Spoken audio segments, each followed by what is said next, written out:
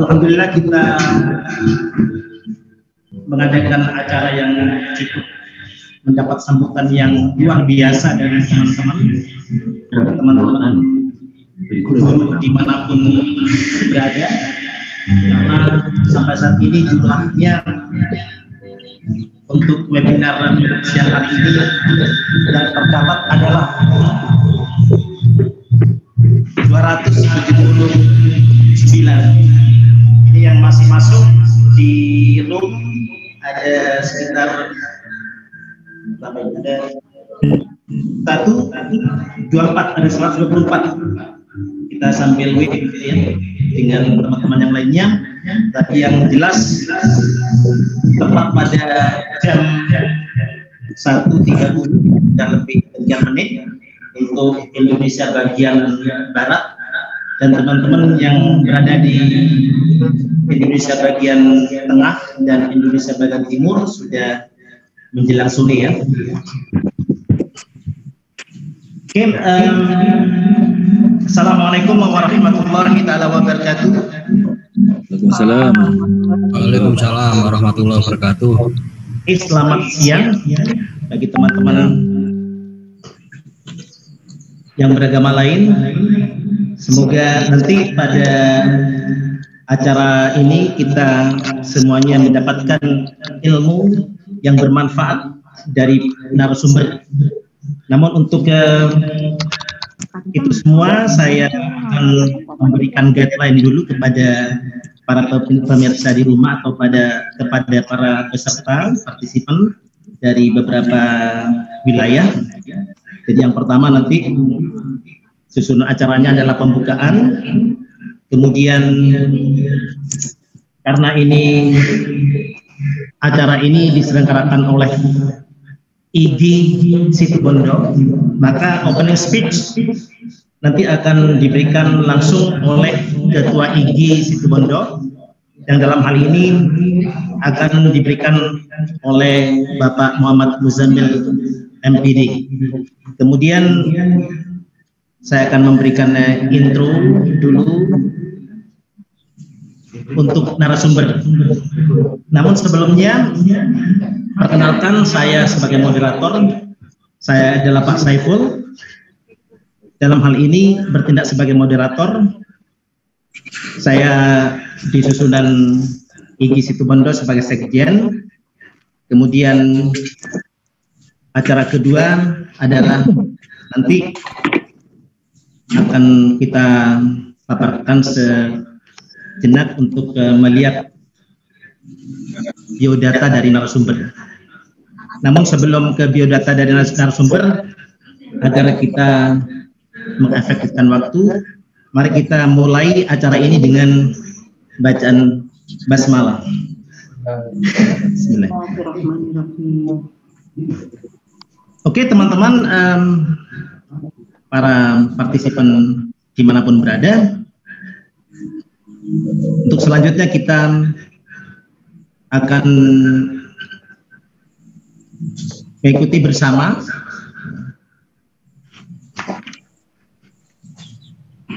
pembukaan yang akan disampaikan oleh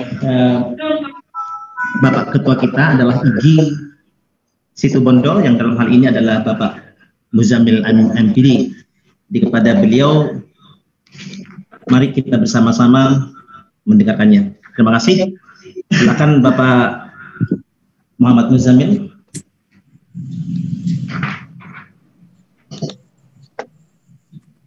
Terima kasih banyak Bapak Saiful. Assalamualaikum warahmatullahi wabarakatuh. Waalaikumsalam. Selamat siang warahmatullahi wabarakatuh. Untuk kita semua. Waalaikumsalam. Alhamdulillah, bersyukurillah, la haula wala quwwata illa billah, amma ba'du.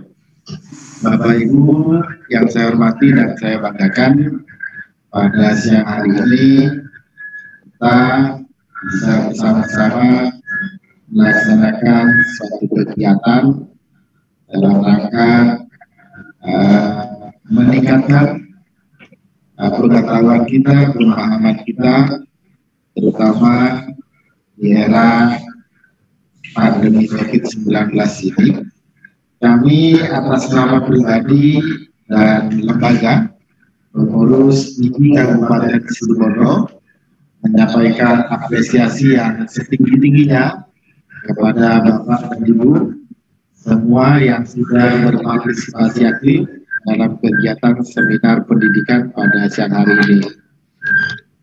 Karena terbatasnya kemampuan dari kami, masih banyak teman-teman Bapak dan Ibu yang menghubungi kepada panitia untuk bisa bersama-sama mengikuti kegiatan seminar pendidikan pada siang hari ini. Namun karena terbatas, insya Allah di lain waktu, di lain kesempatan, IGI Kabupaten Situbondo akan terus berusaha bermitra dengan pihak yang ketiga dalam rangka memberikan pencerahan kepada kita semua. Bapak Ibu yang saya hormati, yang kedua kami sampaikan ucapan terima kasih kepada narasumber kita, Ibu Dr.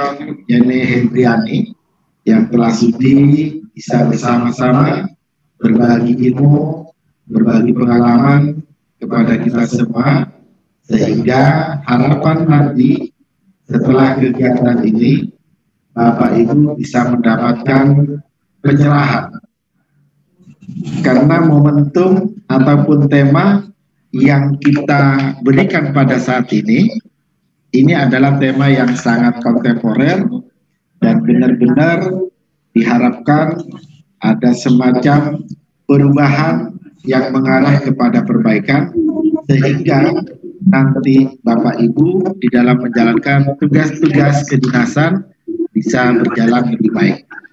Mungkin itu saja pengantar dari kami. Besar harapan kami, Bapak dan Ibu, semua partisipan, untuk bisa mengikuti kegiatan ini dengan baik, dengan seksama, dan besar harapan di ujung kami atas nama panitia juga akan memberikan apresiasi kepada teman-teman Bapak dan Ibu dari Sabang sampai dengan Merauke dengan memberikan sertifikat dan materi-materi yang akan dikirim oleh panitia kepada Bapak dan Ibu. Mungkin itu saja. Selamat mengikuti kegiatan seminar pendidikan, dan kami atas nama pribadi dan pengurus menyampaikan permohonan maaf yang sedalam-dalamnya apabila dalam kegiatan ini terdapat hal-hal yang kurang berkenan di hati Bapak Ibu. Itu saja yang kami sampaikan. Terima kasih banyak. Wallahul muwaffiq ila aqwamit thoriq. Assalamualaikum warahmatullahi wabarakatuh. Waalaikumsalam. Waalaikumsalam warahmatullahi wabarakatuh. Waalaikumsalam warahmatullahi wabarakatuh.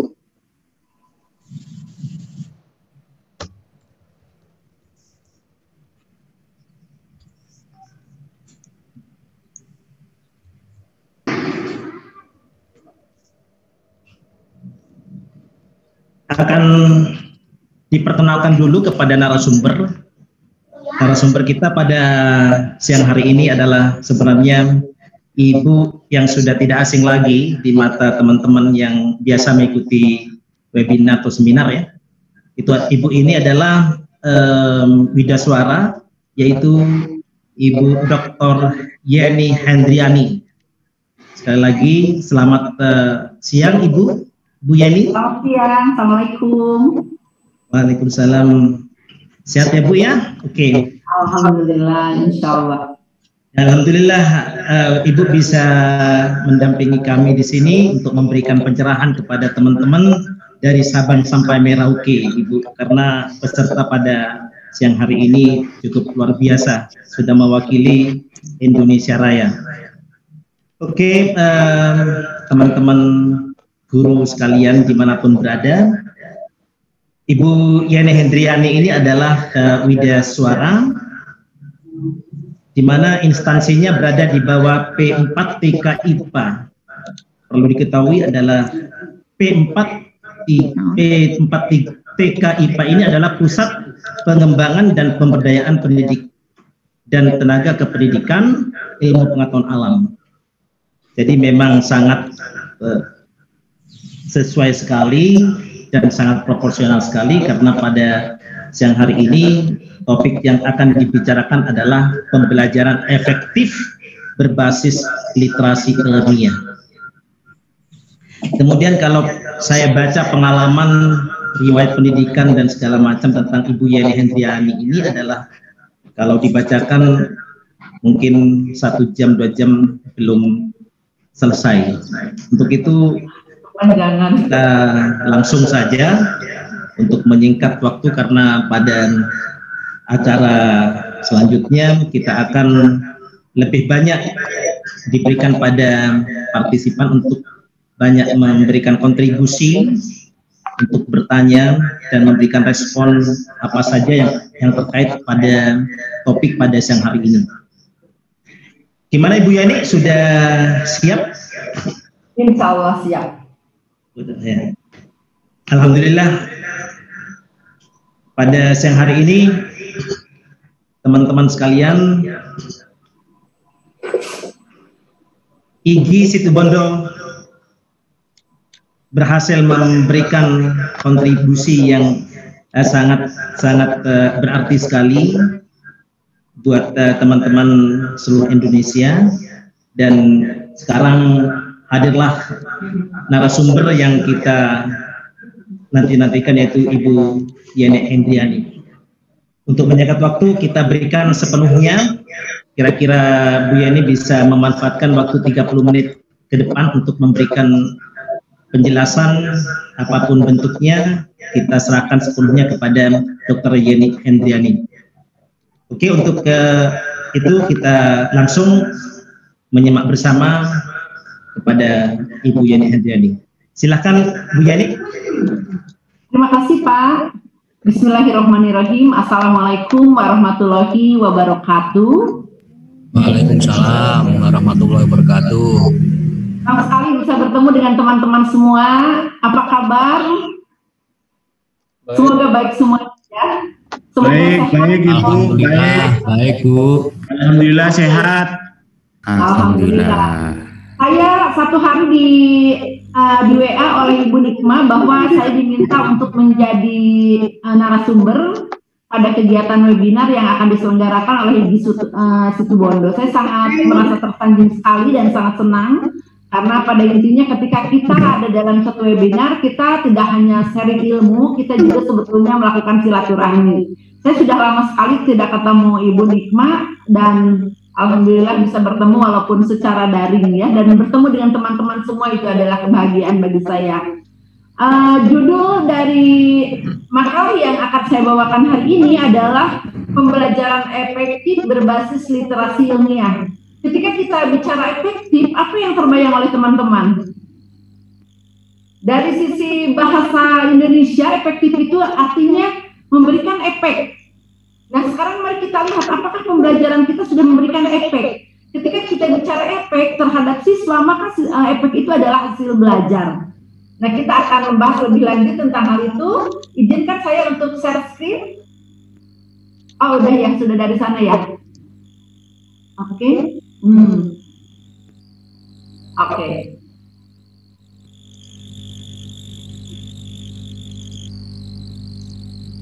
Mohon maaf teman-teman, udah share ya dari sana ya, udah di share ininya, atau perlu dari saya? Udah ya. Jadi saya tidak perlu ya, tidak jadi ya. Sudah Ibu, sudah. Oke, sudah ya. Oke, baik. Teman-teman, ketika kita bicara literasi ilmiah, maka kita akan ingat pada satu masa ketika walaupun kita tidak boleh mengacu ke orang-orang luar sana ya. Ketika Hood mengemukakan bahwa literasi ilmiah itu atau literasi saya itu adalah segala sesuatu yang diketahui oleh seseorang dan diterapkan dalam kehidupannya terkait sains. Jadi literasi itu adalah melek. Melek itu artinya dia tahu, kemudian dia paham, dan dia bisa menerapkan. Istilah sederhananya itu adalah seperti itu. Jadi ketika kita bicara literasi ilmiah, kita tahu apa materi sainsnya, kemudian kita paham bagaimana prosesnya, dan kita bisa menerapkan dalam kehidupan kita. Dan ternyata literasi ilmiah itu adalah salah satu elemen terpenting dalam pembelajaran IPA, karena dia sebetulnya menjadi tujuan. Tujuan dari pembelajaran IPA itu adalah literasi IPA atau literasi ilmiah. Sehingga karena dia merupakan elemen terpenting, maka ketika kita bicara kualitas pendidikan sains, maka yang dilihat adalah literasi ilmiah. Dan ini sudah menjadi kesepakatan dunia bahwa literasi ilmiah merupakan tolak ukur kualitas pendidikan sains dalam bentuk tes PISA. Nah, kalau kita lihat tes PISA, maka kita melihat bahwa hasil PISA negara kita itu stagnan. Kadang-kadang membaik, tapi terus memburuk, tapi selalu ada di posisi itu. Tidak pernah lebih dari posisi ke-7 atau ke-8 dari belakang. Selalu seperti itu, stagnan. Jadi kalau kita lihat, ini adalah yang tahun 2011 dan 2018 juga kemarin hasilnya lebih buruk. Prestasi literasi ilmiah siswa itu rendah. Coba kita lihat rata-ratanya hanya 32% untuk aspek keseluruhan. Artinya dari 100% siswa kita hanya bisa mengerjakan soal 32%. 32% itu kalau kita bagi, 29% itu terkait konten, 34% terkait proses, dan 32%-nya terkait dengan konteks. Nah, rendahnya literasi ilmiah siswa ini disebabkan oleh beberapa faktor. Sudah banyak orang yang melakukan penelitian, di antaranya Penan Lampir 2019 mengatakan bahwa rendahnya tingkat literasi ilmiah itu disebabkan oleh tidak meratanya distribusi dan kualitas pendidik, kemudian akses pendidikan yang rendah dan fasilitas belajar yang terbatas. Kita masih terkait dengan dana, sehingga literasi ilmiah kita masih kurang. Next, lanjut ini, tolong itu bisa dari saya. Tolong dilanjutkan di ininya apa namanya slide-nya maju, karena tidak bisa dari saya. Yang ngantuk, Bu. Oke, teman-teman, silakan tolong dimajukan. Setelah latar belakang, maju ke slide berikutnya, dipersilakan.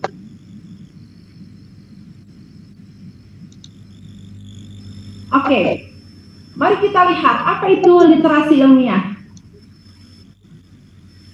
Kalau kita lihat pengertian dari literasi ilmiah itu adalah pemahaman tentang sains dan aplikasinya pada masyarakat. Ini Paul Wood yang mengatakan pada 1950. Kemudian kemampuan untuk menggunakan pengetahuan ilmiah atau mengidentifikasi pertanyaan dan menarik kesimpulan berdasarkan bukti dalam rangka untuk memahami dan mengambil keputusan tentang fenomena-fenomena alam dan perubahannya yang diakibatkan oleh aktivitas manusia. Itu menurut Rustaman 2003. Dan menurut Baby itu adalah yang penanggung jawab dari OECD, bahwa PISA itu adalah kemampuan untuk menerapkan pemahaman ilmiah pada situasi kehidupan yang nyata dalam kehidupan sehari-hari. Oke, kita lanjut lagi. Halo, kenapa jadi ke situ ya? Lanjut. Itunya tidak nampak ya Pak ya, malah jadi ke sini. Oke, baik, komponen literasi ilmiah dalam PISA itu dalam PISA 2006 itu dibagi menjadi 4. Pertama terkait dengan konteks ilmiah, itu adalah situasi kehidupan yang melibatkan sains dan teknologi. Itu kaitannya dengan kalau konteks ilmiah itu dari mulai pribadi, kemudian dia nasional dan global. Kemudian mohon maaf teman-teman, kenapa ini berubah ini tayangannya ya? Di saya jadi tidak keluar gambarnya. Sebentar, apakah ini di sana juga sama? Masih PISA 2006. Oh iya. Sebaiknya share screen presenter saja. Keluar gambarnya Bu, masih bisa Bu. Oke, nggak apa-apa ya. Di sini tidak terlihat. Oke, saya coba dari ini saya saja.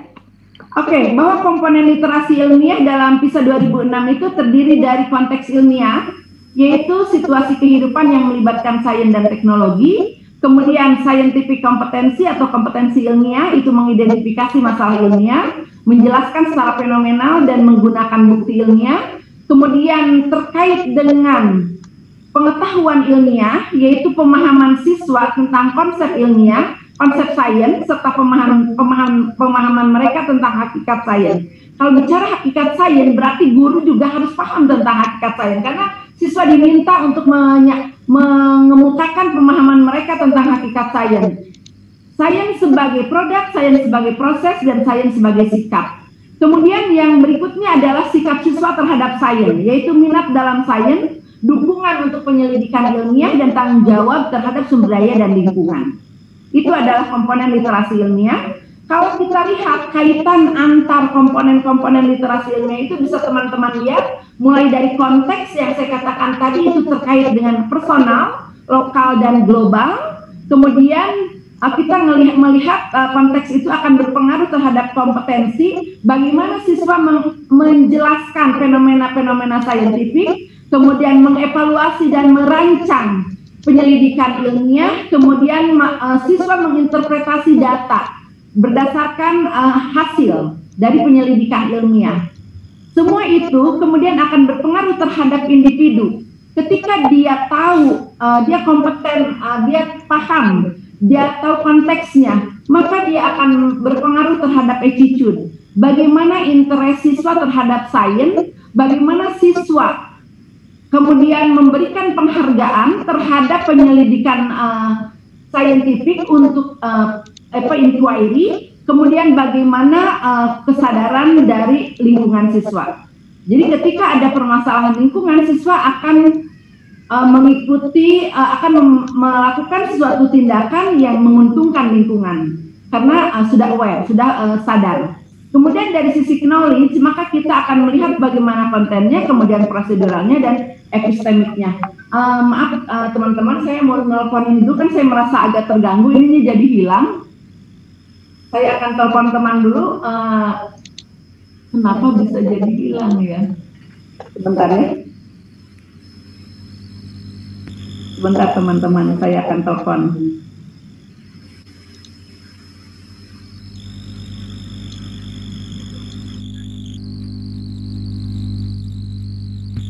Baik, kita lanjutkan teman-teman. Ini hanya sebagai contoh saja untuk konteks di PISA 2015 tentang scientific literasi, penilaian scientific literasi, kita melihat misalnya untuk kesehatan dan penyakit. Aldi bisa ke sini dulu sebentar nggak? Aku ada masalah.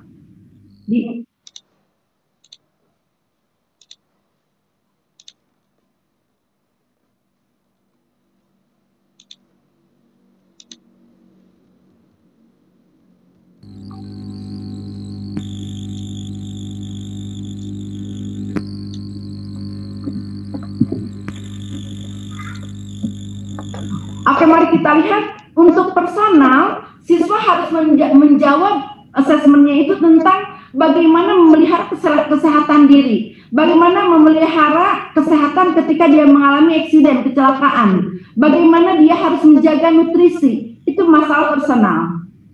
Ini konteksnya. Jadi untuk health dan disease, untuk kesehatan dan penyakit. Secara lokal atau nasional, siswa akan ditanya bagaimana mengontrol atau menjaga penyebaran penyakit di tingkat lokal. Kemudian bagaimana memilih makanan sesuai dengan lokal food yang ada di sekitar mereka, yang sehat. Bagaimana menjaga kesehatan masyarakat. Itu adalah untuk lokal. Kemudian untuk global, siswa akan ditanya tentang epidemi suatu penyakit seperti yang terjadi sekarang. Itu bisa ditanyakan, mungkin akan ada keluar di dalam PISA 2022 karena itu terkait dengan global health and disease. Bagaimana proses epidemik suatu penyakit, bagaimana penyebaran infeksi suatu penyakit. Itu adalah dalam kaitan konteks scientific literacy assessment. Nah, sekarang mari kita lihat mengapa kita perlu membelajarkan siswa sehingga siswa mencapai literasi ilmiah. Mengapa literasi ilmiah menjadi tujuan pembelajaran IPA? Maka kita akan melihat beberapa kajian ilmiah dari para ahli. Misalnya, Guntala 2013 mengatakan bahwa tingkat literasi ilmiah yang tinggi akan membuat seseorang menjadi kompetitif dan mudah bekerja. Mengapa? Karena dia akan masa yang akan datang akan sangat diperlukan orang yang inovatif dan berperan sebagai ilmuwan. Artinya dia sudah terbiasa menganalisis data, dia sudah terbiasa membaca fenomena-fenomena, kemudian apa yang akan terjadi dengan fenomena tersebut. Kalau kita lihat big data, semua produk itu tergantung pada data. Datanya seperti apa, maka dia akan mengikuti data tersebut. Ternyata kecenderungannya misalnya, orang lebih senang berpakaian seperti ini, maka para perancang akan membuat rancangan yang disenangi itu. Jadi data akan menjadi sangat penting, sehingga siswa harus diajarkan bagaimana membaca data. Kemudian pentingnya literasi ilmiah menurut Laux tahun 1999 mengatakan bahwa ada hubungan antara literasi ilmiah dengan kesejahteraan ekonomi. Ini sangat ini sekali sangat besar sekali pengaruhnya. Ternyata literasi ilmiah seseorang, masyarakat, warga negara itu akan berhubungan dengan kesejahteraan ekonomi. Mengapa? Ternyata ini dijelaskan lagi dalam penelitian yang lainnya bahwa literasi ilmiah akan memungkinkan individu untuk berpartisipasi secara lebih cerdas dalam sektor ekonomi produktif. Artinya literasi sains akan merupakan suatu bentuk modal manusia yang mempengaruhi kesejahteraan ekonomi suatu bangsa dengan berbagai cara. Karena itu teman-teman, semua guru, kita harus mendidik anak kita, mendidik siswa kita untuk literat ilmiah, untuk literasi ilmiah. Karena ini akan ternyata berpengaruh terhadap kesejahteraan bangsa kita. Sekarang kita masih negara miskin, ketika anak-anak kita menjadi anak-anak yang literasi ilmiahnya tinggi, maka akan terjadi perubahan besar. Insya Allah. Kemudian Thomas Duran 1987 mengatakan bahwa pemahaman yang lebih baik tentang sains dan teknologi akan bermanfaat bagi semua orang yang tinggal dalam suatu masyarakat yang didominasi oleh sains dan teknologi. Oke, teman-teman lihat sekeliling kita. Semuanya berbasis sains dan teknologi, internet, kemudian TV, apapun yang ada di sekitar kita semuanya berbasis sains dan teknologi. Dan orang yang paham tentang itu, yang literasi ilmiahnya tinggi, maka dia akan lebih berpengetahuan dan dapat lebih bernegosiasi dengan lebih efektif di masyarakat tempat mereka tinggal. Mereka akan hidup dengan lebih nyaman. Oke, bagaimana sekarang strategi untuk meningkatkan literasi ilmiah? Menurut Grant dan Dien, untuk sekolah ada 5 hal yang harus dilakukan untuk di sekolah SD dan SMP dan SMA, sekolah tingkat dasar dan tingkat menengah. Pertama, yang harus dilakukan teman-teman adalah identifikasi topik-topik sains yang diminati oleh siswa, yang menarik bagi siswa. Kemudian setelah diidentifikasi, integrasikan ke dalam pembelajaran tersebut atau topik tersebut model, pendekatan, atau metode yang jelas dapat meningkatkan literasi ilmiah. Model apa yang bisa meningkatkan literasi ilmiah?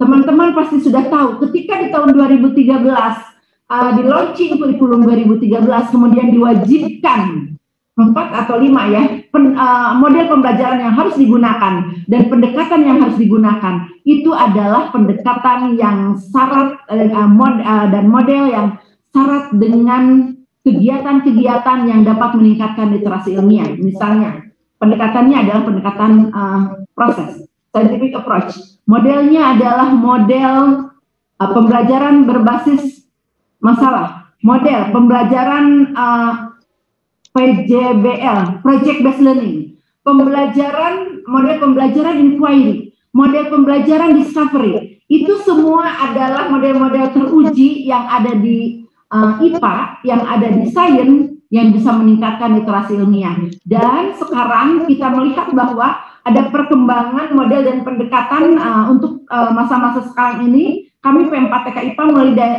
tahun 2017 mengembangkan pendekatan inquiry dari Wenning, di mana di situ ada learning sequence dari suatu pelaksanaan pembelajaran, mulai dari yang paling rendah sampai yang paling tinggi. Kemudian tahun 2018 kami juga mengembangkan pendekatan baru yang mengaitkan antara science, teknologi, kemudian engineering and math, yang dikatakan sebagai pendekatan STEM. Dan hasil penelitian Untuk STEM dan IBL jelas itu meningkatkan literasi sains, dan malahan STEM itu direkomendasikan untuk dijadikan pendekatan pembelajaran untuk bisa meningkatkan keterampilan siswa di abad 21. Oke. Kemudian langkah berikutnya adalah, nah ini teman-teman, biasakan kepada siswa untuk membaca laporan penelitian. Nah ini dia agak susah mungkin ya. Berikan tugas-tugas siswa kepada siswa untuk membaca jurnal-jurnal ilmiah tentang laporan penelitian. Siswa akan tertarik pada sains. Mengapa? Karena mereka menemukan sendiri proses sains. Dalam satu jurnal mungkin mereka akan melihat apa manfaat jamur untuk masa yang akan datang. Ternyata dia manfaatnya misalnya untuk antiseptik. Atau manfaat yang akan datangnya itu adalah untuk obat apa. Maka dia akan mulai tertarik dengan sains. Dan ketika dia tertarik, maka dia akan belajar terus-menerus. Curiosity yang dipacu karena sesuatu hal, maka akan membuat siswa itu akan belajar terus. Kemudian yang berikutnya, ajari siswa untuk membaca dan berpikir seperti ilmuwan. Ini membaca lagi teman-teman, membaca dan berpikir seperti ilmuwan. Tapi kan Bu, tidak semua anak akan menjadi ilmuwan. Iya, tidak semua anak akan menjadi ilmuwan. Tapi ketika dia sudah didedahkan pada proses pembelajaran, di mana proses pembelajaran itu seperti halnya ilmuwan memperoleh ilmu, artinya dia mengkonstruksi sendiri pengetahuannya, maka hasil dari pembelajaran itu akan tersimpan sangat lama. Retensi dari pembelajaran itu akan tersimpan dengan lebih lama dibandingkan dia hanya dijejali oleh kita teori-teori seperti itu.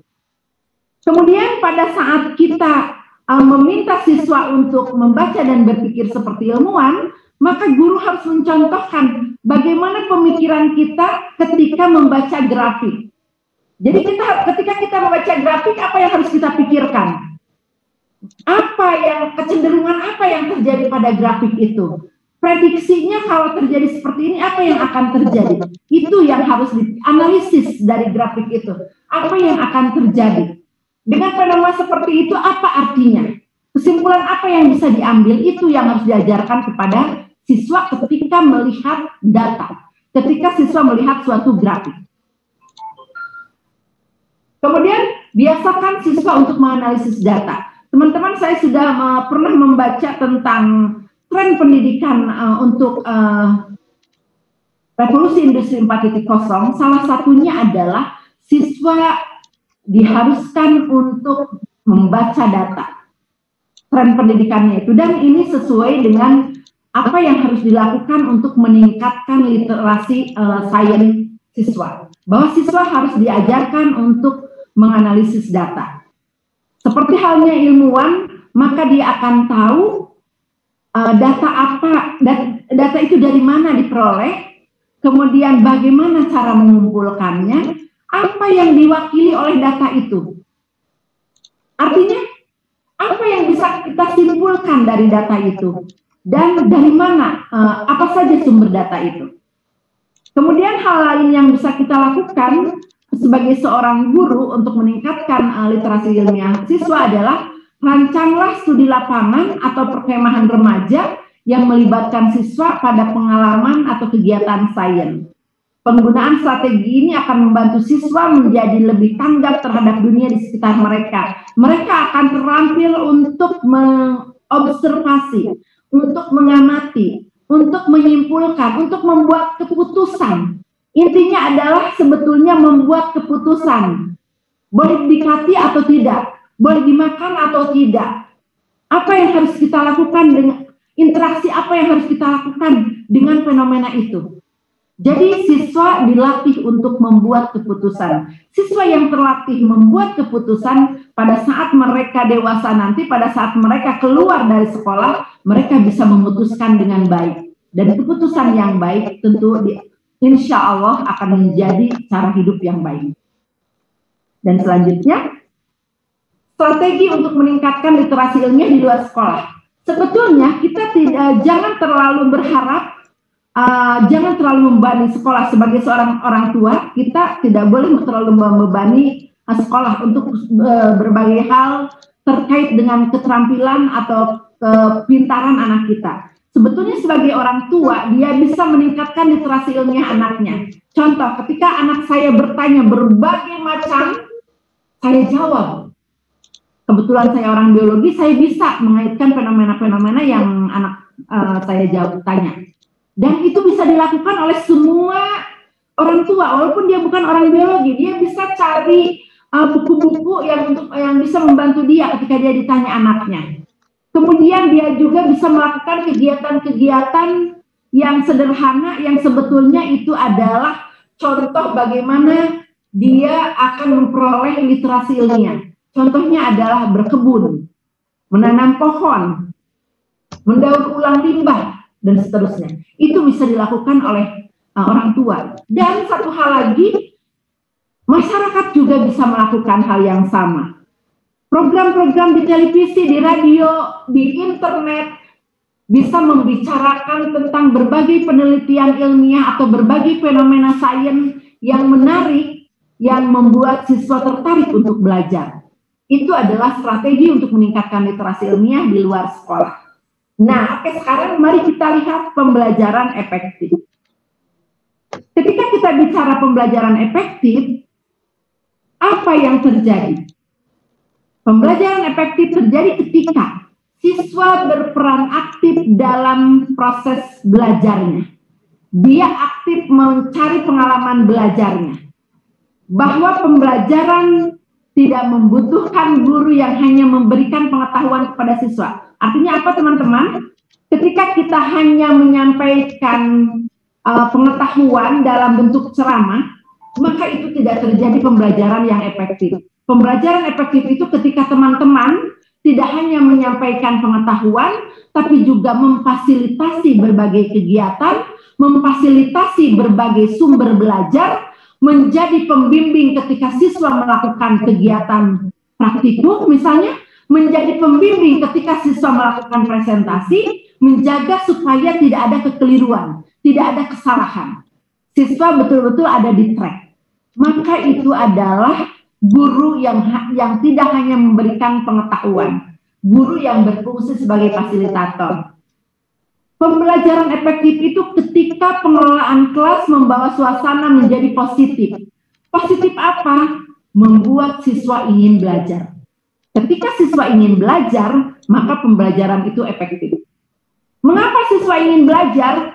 Karena kita sebagai guru menyiapkan kegiatan-kegiatan menarik, berbagai media yang menarik sehingga siswa tertantang curiosity-nya untuk mempelajari, tertantang rasa ingin tahunya untuk mempelajari. Siswa berperan aktif, maka terjadilah pembelajaran efektif. Nah, sekarang kita harus lihat, guru efektif itu yang seperti apa?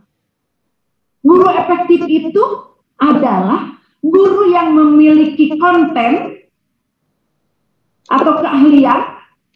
Dia bisa menciptakan lingkungan belajar yang membuat siswa aktif, dan dia bisa memilih strategi, model, pendekatan, atau metode yang tepat untuk suatu materi. Ini menurut Wolf, Bender, Bates, Willem, itu tahun 2004. Itu adalah guru yang efektif. Baik teman-teman, coba lihat ke dalam diri teman-teman. Apakah teman-teman adalah guru yang efektif? Efektif, bagus. Alhamdulillah, bagus, alhamdulillah. Oke, sekarang mari kita lihat siswa.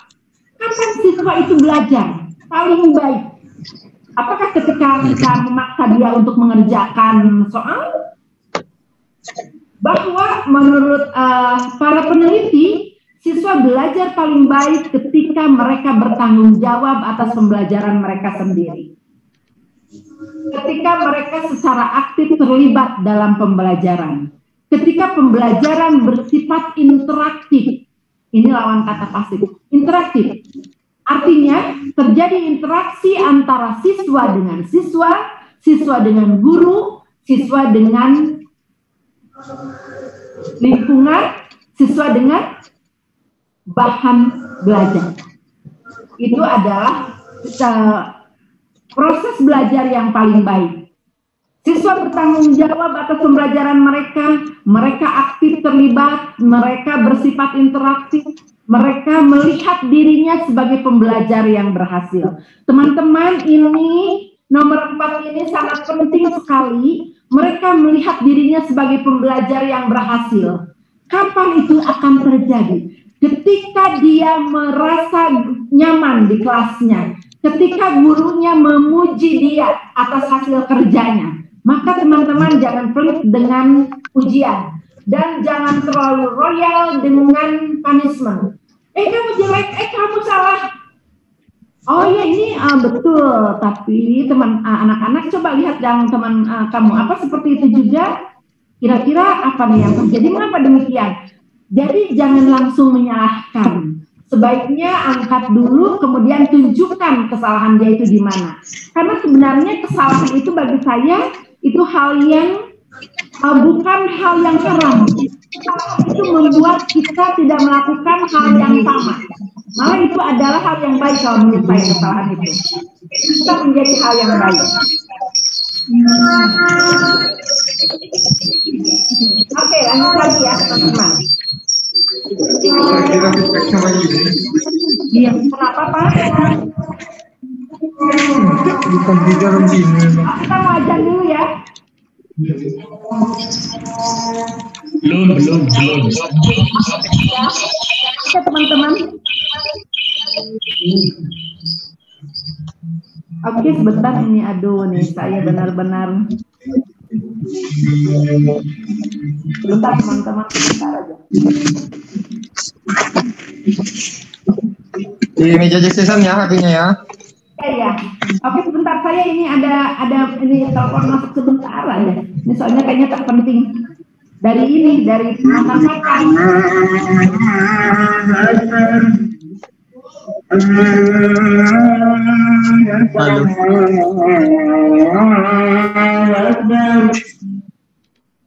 Sebentar teman-teman, ini moderator. Untuk yang lain mohon di mute. halo.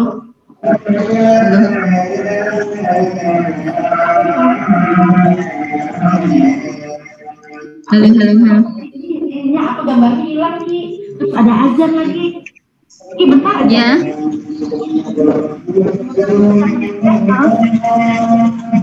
Oke. Yuk.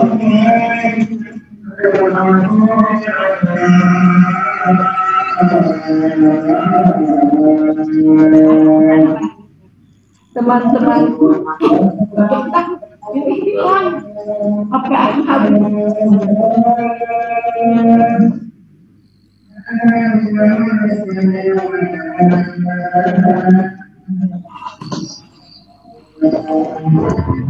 Tes. Apa kita lanjutkan lagi ya?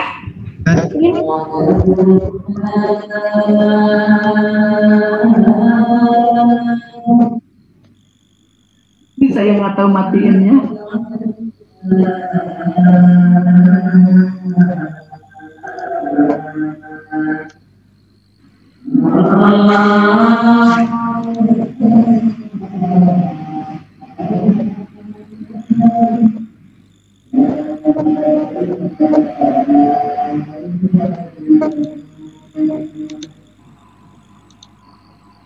Oke, baik teman-teman, ini cara melaksanakan pembelajaran efektif. Yang pertama adalah, ya, kenapa Pak? Break dulu Bu, masih asar azan. Oh ya.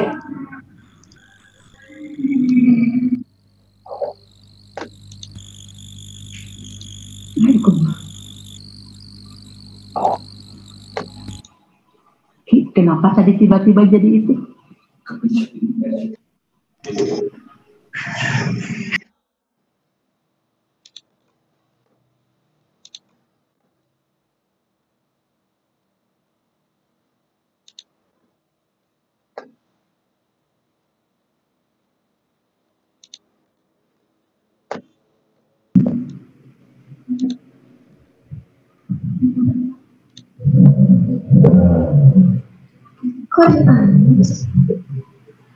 Jaki lagi di mana sekarang? Sudah di aula. Masih di aula? Oke, Bapak Ibu, di mana berada? Silakan Bu Yani bisa dilanjut materinya. Kita punya waktu 10 menit lagi untuk kemudian kita. Takut dimarahin aku. Makasih ya. Nanti aku jual videonya. Baik teman-teman, azannya sudah? Sudah. Oke. Baik, kita akan melihat cara melaksanakan pembelajaran yang efektif. Pertama adalah pembelajaran efektif itu akan terjadi jika kita menggunakan perangkat pembelajaran IPA berbasis literasi sains. Coba kalau menurut teman-teman, perangkat pembelajaran IPA yang berbasis literasi sains itu yang bagaimana? Halo? Boleh menjawab? Perangkat pembelajaran IPA berbasis literasi sains itu yang bagaimana? Saya guru IPS, Bu. Kenapa? Oh, guru yang lain. Oke, jadi teman-teman, penerapan perangkat pembelajaran, ada guru yang lain ya, bukan hanya IPA ya, oke. Penerapan perangkat pembelajaran apapun berbasis literasi sains.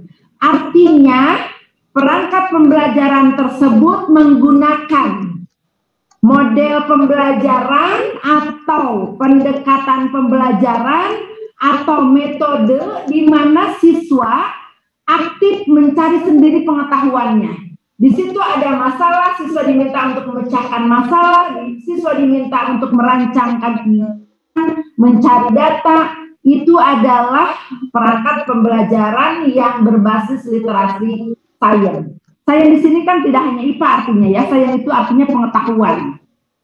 Hasil penelitian Widianti dan kawan-kawan 2015, penggunaan model inquiry terbimbing meningkatkan aktivitas dan hasil belajar. Jadi perangkat pembelajaran yang digunakan oleh Widianti ini, dia menggunakan model inquiry terbimbing dan hasilnya diketahui meningkatkan aktivitas dan hasil belajar siswa. Kemudian hasil penelitian Hendriani, aku nggak kenal Hendriani itu yang mana ya? Jangan, masih di sana, jangan dipindahin. Balik lagi teman-teman, tolong dibalik lagi, balik lagi. Jangan dulu ke sini. Penelitian Hendriani 2017, dia menggunakan pendekatan inquiry learning yang memiliki learning sequence di 4 provinsi, menunjukkan bahwa penggunaan perangkat pembelajaran berbasis inquiry IBL, inquiry based learning-nya Wenning, mampu meningkatkan kinerja dan penguasaan konsep siswa. Kinerja siswa dalam hal ini adalah kemampuan menggunakan penalaran induktif untuk menemukan konsep. Ciri khas dari Wenning itu adalah konsep harus ditemukan oleh siswa. Kemudian kemampuan untuk membuat prediksi, kemampuan menghubungkan variabel bebas dan terikat, kemudian kemampuan mengembangkan dan menguji hipotesis. Ini adalah kemampuan yang diperoleh oleh siswa setelah dia belajar dengan perangkat pembelajaran berbasis literasi sains, inquiry based learning dari Wenning. Lanjut.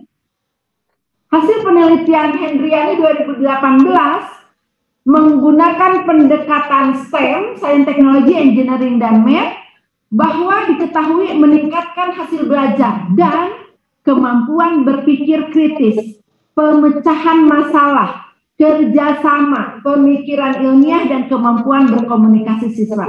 Teman-teman senang nggak ya kalau siswa kita kemampuan berpikir kritisnya meningkat, pemecahan masalahnya meningkat, kerjasamanya meningkat, pemikiran ilmiahnya meningkat, komunikasinya meningkat. Senang nggak ya? Teman-teman merasa senang nggak kalau siswa kita begitu? Atau cukup dia meningkat pengetahuannya saja? Halo? Teman-teman? Senang. Oke, berarti teman-teman gunakanlah perangkat pembelajaran yang terintegrasi literasi ilmiah. Dalam hal ini pendekatan STEM. Hasil penelitian Ardianto dan Rubini menemukan bahwa penggunaan model discovery terbimbing dan pembelajaran berbasis masalah dapat meningkatkan literasi siswa. Walaupun ketika dibandingkan antara discovery terbimbing dan pembelajaran berbasis masalah, mana yang lebih baik, ternyata keduanya tidak berbeda nyata. Oke, lanjut. Lanjut, teman-teman, tolong. Oke. Peningkatan penguasaan konsep ini dapat diperoleh mengapa ya? Khusus untuk STEM, Science, Technology, Engineering, and Math, karena pengalaman multisensor dan kreatif langsung. Pada pendekatan STEM ini, siswa diminta memecahkan satu permasalahan yang ada di lingkungan.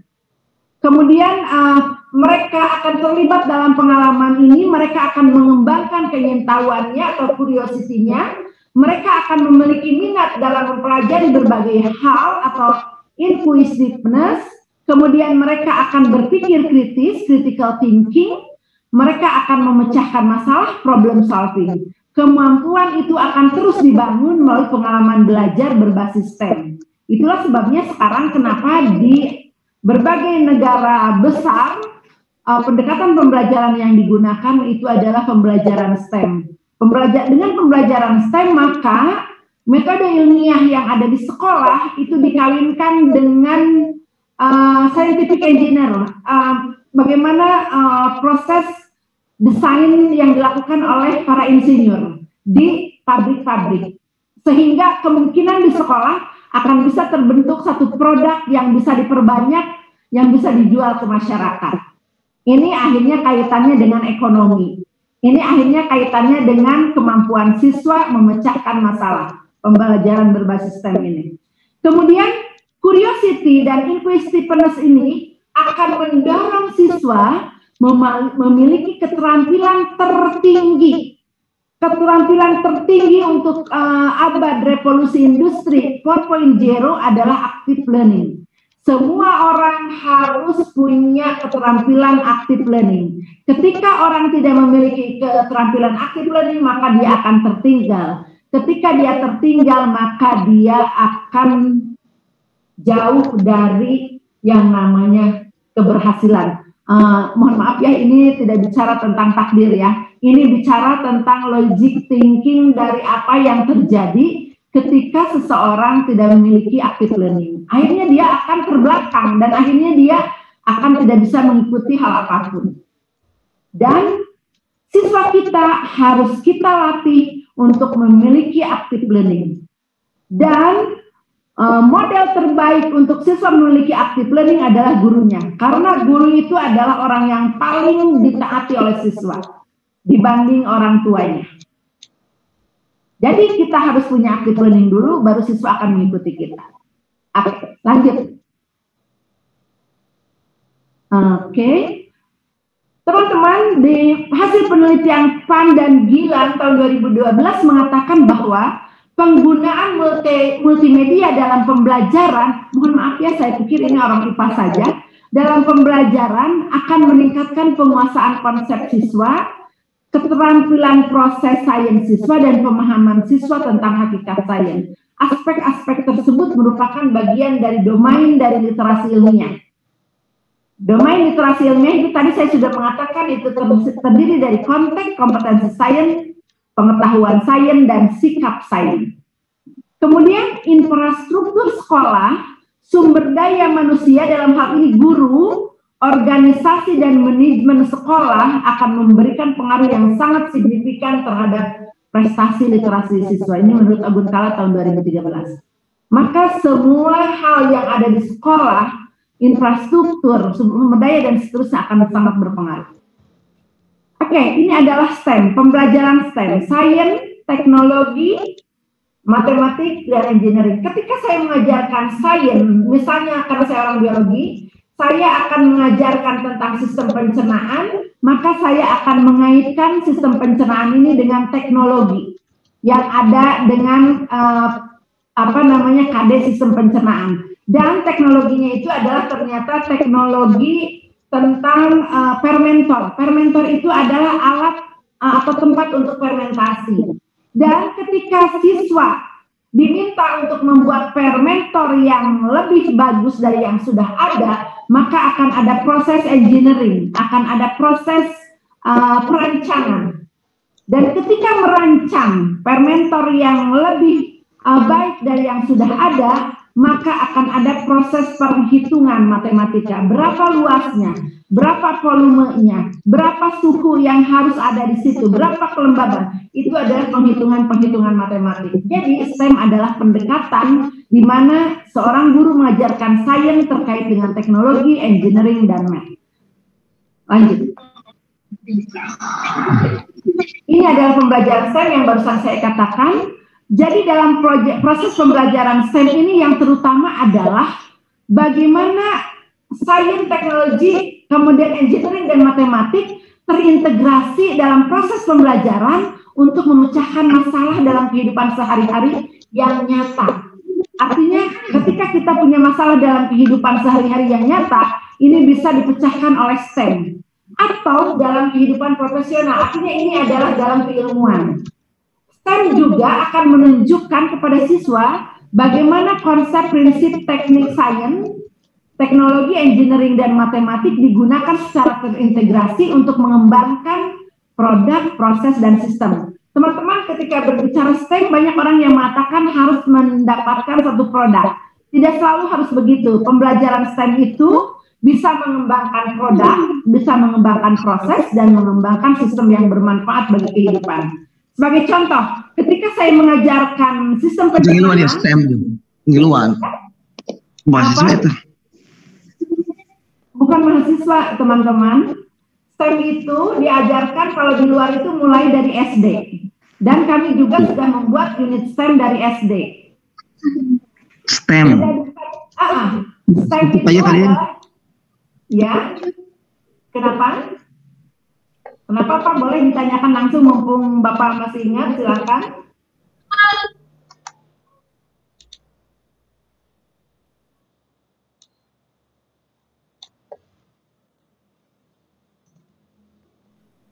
Halo. Ya, halo, silakan Bapak. Halo. Tes. Ya, halo, saya dengar suara Bapak, dipersilakan. Ibu. Ya. Ya, kenapa Pak? Halo Bapak, pertanyaannya apa? Pertanyaannya tidak jelas, apa bisa dituliskan di chatting? Kedengaran. Ya, kenapa? Boleh dituliskan di chat di sini? Oke.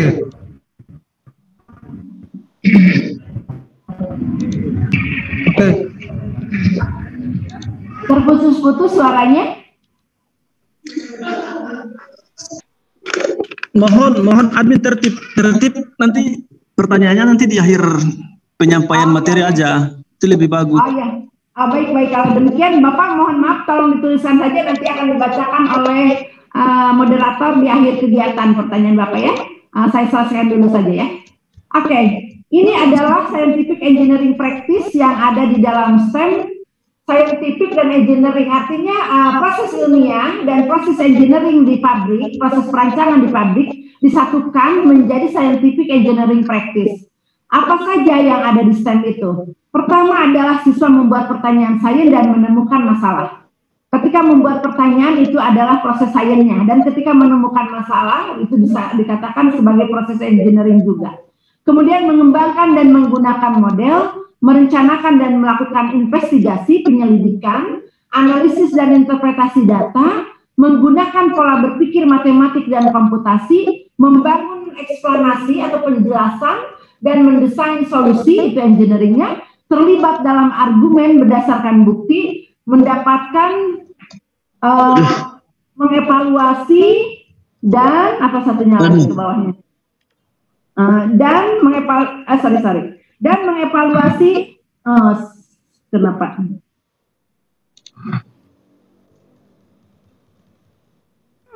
Mengevaluasi dan mengkomunikasikan informasi. Teman-teman, kalau kita lihat scientific engineering practice ini juga adalah sebetulnya literasi ilmiah.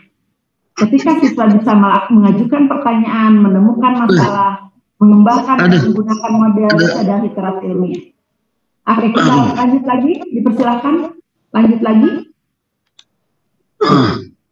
Ini adalah hasil dari STEM. Ketika kita menggunakan pembelajaran berbasis STEM, maka siswa akan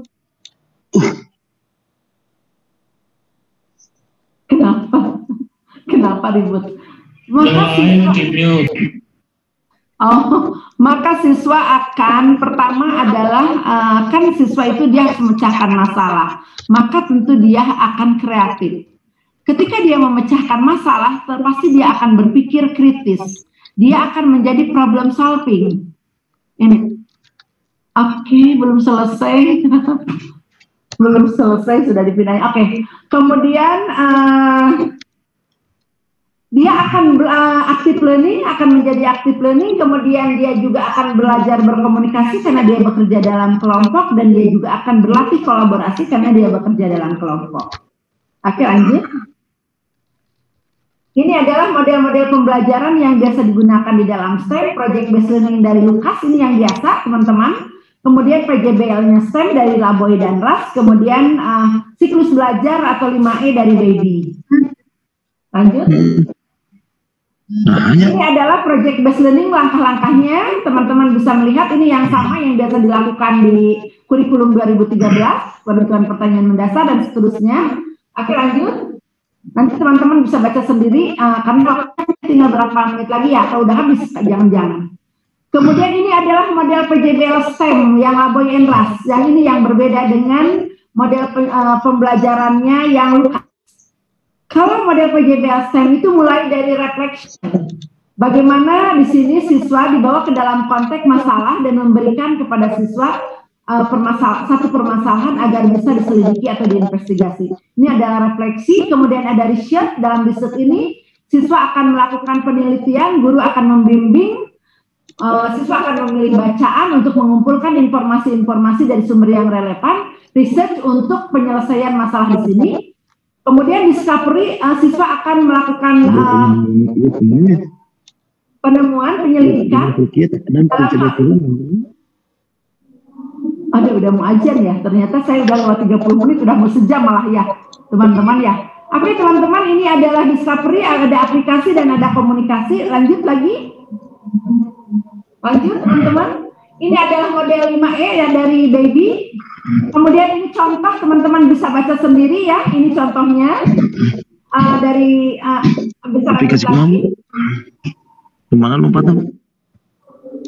Lanjut lagi, contoh mapel biologi ini khusus tentang virus. Nah, untuk STEM ini teman-teman harus membuat analisis STEM seperti ini. Untuk satu KD, ketika teman-teman memilih satu KD, maka KD itu harus bisa dipecahkan ke dalam 4 hal. Untuk sainsnya apa yang akan pertanyaan indikator apa yang akan dikembangkan. Untuk teknologinya indikator apa yang akan dikembangkan. Engineeringnya apa, matematikanya apa. Harus ada analisis STEM untuk membuat satu RPP STEM. Lanjut. Ini contohnya. Nanti kalau memungkinkan teman-teman kalau perlu bisa saya kasih unit STEM-nya langsung. Nah ini adalah pendekatan yang inquiry learning. Pendekatan inquiry learning ini ciri khasnya adalah dia memiliki 6 level atau ini sekuen. Kita dibilangnya sekuen. Pertama adalah discovery learning. Dalam discovery learning, peserta didik membangun konsep berdasarkan pengalaman langsung. Tidak boleh diberitahu oleh guru. Jadi ada kegiatan yang membuat peserta didik paham satu konsep. Dan dia bisa menemukan konsep itu sendiri. Kemudian level berikutnya ini lebih tinggi, tingkat berpikirnya, itu adalah interactive demonstration. Guru di sini akan menyajikan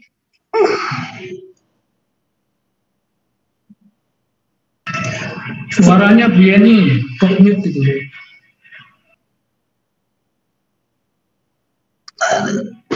Mikrofonnya Bu Yeni. Oke, ternyata masih di mute ya. Teman-teman mohon maaf. Sekarang udah ada ya. Ini adalah level of inquiry dari Wenning. Yang tadi saya katakan ini juga sangat-sangat padat dengan literasi ilmiah. Dimulai dari tahapan pertama, discovery learning. Di sini peserta didik membangun konsep berdasarkan pengalaman langsung. Guru tidak boleh memberitahu. Ketika misalnya kita akan mengajarkan tentang keanekaragaman, siswa tidak boleh langsung diberitahu apa itu keanekaragaman. Dia harus menemukan apa itu keanekaragaman dari kegiatan. Kemudian interactive demonstration, ini adalah tingkat berpikir yang lebih tinggi lagi. Guru mendemonstrasikan suatu fenomena atau suatu video, siswa harus mengajukan suatu prediksi terkait dengan fenomena tadi. Berikutnya, tahapan berikutnya lebih tinggi lagi adalah inquiry lesson. Di sini peserta didik harus mengidentifikasi prinsip-prinsip dan atau hubungan ilmiah. Ini biasanya dalam bentuk praktik, sehingga siswa bisa menemukan prinsip-prinsip ilmiah atau hubungan ilmiah. Kemudian inquiry laboratory, ciri khasnya adalah si peserta didik akan membuat atau mengaitkan satu hukum atau satu konsep dengan konsep yang lain. Kemudian misal untuk tentang keanekaragaman tadi, peserta didik akan mengaitkan tentang hukum Mendel sebagai penyebab keanekaragaman. Kemudian ada real world application. Di real world application ini adalah peserta didik memecahkan masalah yang terkait dengan situasi yang otentik. Real world application, apa yang ada di dunia nyata kemudian dipecahkan permasalahannya. Misalnya, untuk keanekaragaman hayati, permasalahannya adalah degradasi keanekaragaman hayati. Maka siswa akan diminta untuk memecahkan masalah itu dengan cara apa? Dia harus merancang suatu model atau dia harus merancang suatu sistem bagaimana melestarikan keanekaragaman hayati. Dan yang terakhir adalah hypothetical inquiry. Hypothetical inquiry itu adalah yang paling tinggi dari learning sequence dari IBL learning. Di situ peserta didik harus menghasilkan hipotesis atau menguji hipotesis atau mengemukakan eksplanasi untuk fenomena yang diamati untuk masa yang akan datang. Oke, lanjut teman-teman. Jadi untuk setiap kemampuan yang dilatihkan di inquiry itu adalah seperti ini. Mengidentifikasi pertanyaan, mengarahkan pertanyaan, kemudian merancang dan melakukan penyelidikan ilmiah, menggunakan teknologi matematik dan seterusnya. Ini kemampuan yang akan dilatihkan oleh seorang guru kepada siswa. Berikutnya adalah hal-hal yang harus dilakukan oleh seorang guru kepada siswa. Jadi ketika kita menggunakan pembelajaran inquiry, maka proses pembelajarannya harus berpusat pada siswa. Bahwa guru harus fokus pada pertanyaan yang modus aktif inquiry, artinya pertanyaan-pertanyaan yang produktif, pertanyaan-pertanyaan yang terbuka. Mengapa? Bagaimana? Apa yang akan terjadi jika? Bukan pertanyaan-pertanyaan yang hanya pertanyaan yang memerlukan jawaban pendek. Tapi siswa harus berpikir, menganalisis. Kemudian guru harus, lanjut teman-teman, ini sudah ke guru. Oke, lanjut. Ini, guru harus menantang.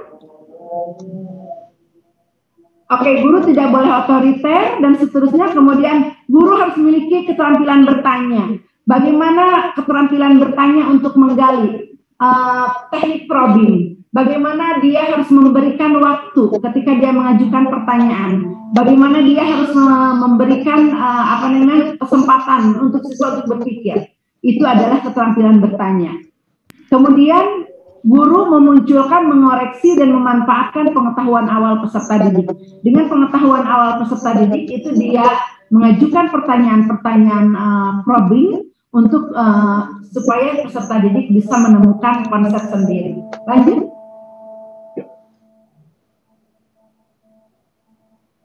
Lanjut teman-teman. Oke, ini performa peserta didiknya. Dia harus membangun konsep, menghubungkan variabel dan seterusnya. Ini adalah skill yang akan dilatihkan. Oke, menghubungkan variabel bebas dan terikat, membuat prediksi seperti yang tadi, membuat keputusan, mengembangkan dan menguji hipotesis. Itu adalah yang akan dilakukan oleh peserta didik dalam pembelajaran inquiry. Lanjut teman-teman. Teman-teman akan melihat Untuk setiap tahapan dari inquiry learning ini ada skill yang akan diajarkan, dan mulai dari rudimentary skill, artinya skill yang paling rendah itu adalah klasifikasi, konseptualisasi, konklusi, dan seterusnya. Kemudian di tahapan berikutnya, maka keterampilan atau skill yang akan dilakukan oleh siswa, yang harus diperoleh siswa itu akan menjadi lebih tinggi lagi. Kalau tadi rudimentary, sekarang masuk ke basic skill. Memperkirakan, menjelaskan, memprediksi, dan seterusnya. Lanjut. Untuk inquiry lesson. Inquiry lesson itu adalah intermediate skill. Dia harus menerapkan pengetahuan, harus menggambarkan hubungan, memperoleh data kuantitatif atau kualitatif secara sederhana menggunakan pemikiran kombinatorial. Itu adalah inquiry lesson. Di inquiry laboratory, lanjut, integrative skill. Siswa harus bisa mendefinisikan dengan tepat masalah yang harus dipelajari, mendefinisikan secara tepat sistem yang akan dipelajari, merancang dan melakukan penyelidikan ilmiah, menafsirkan data, kemudian menggunakan logika. Itulah keterampilan atau skill yang harus dimiliki siswa di level inquiry laboratory. Lanjut. Level lebih tinggi lagi, integrative skill adalah real world. Di sini adalah culminating skill. Keterampilan tinggi ya di sini, menggunakan penalaran kausal, untuk kejadian, membedakan kejadian dari sebab dan akibat, membedakan korelasi dari sebab dan akibat, dan seterusnya. Ini adalah keterampilan-keterampilan yang lebih tinggi, dan yang tertinggi advanced skill itu ada di hypothetical explanation. Lanjut, ini dia. Siswa harus menghasilkan prediksi melalui proses deduksi, menghasilkan dan mengevaluasi analogi, berpikir secara analogis, berpikir untuk mengasimilasi konsep, menyimpulkan konsekuensi dari kesimpulan atau penilaian mereka. Lanjut. Terima kasih teman-teman. Saya kira cukup penjelasannya. Kesimpulan. Oke, ya Bu Yeni, terima kasih. Oh, ternyata waktunya cukup banyak sekali yang kita berikan sama Bu Yeni. Kira-kira 30 harusnya 30 menit ya. Ya, Bu. Kalau kasih kesempatan ngomong akan ngomong terus.